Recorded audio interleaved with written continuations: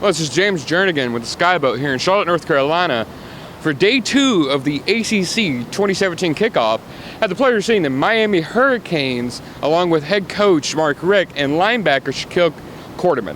As a leader on the offensive side of the ball, you just got to make sure everybody on one accord.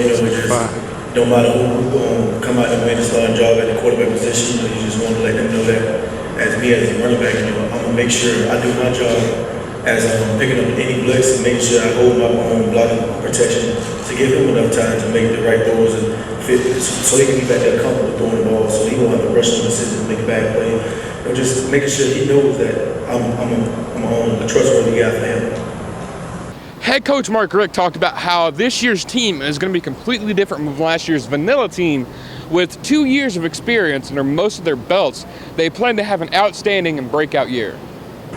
Well, it is different for sure. I mean, last summer was so critical. We are allowed to meet with our players a couple hours a week, and it was just crucial that we spent a lot of time just installing our offense, installing our defense with the entire football team. A year later, we're still going through the installation, but it's just not as crazy as it was a year ago. There wasn't that big of a learning curve across the board. Now we have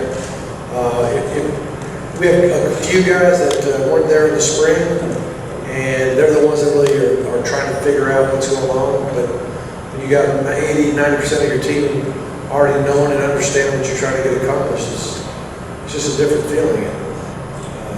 These kids are allowed to really focus on getting their bodies right and getting their minds right. So I'm enjoying them. I think they understand what's expected of them, and I think our coaches understand, how I want things done, and everybody's bought in.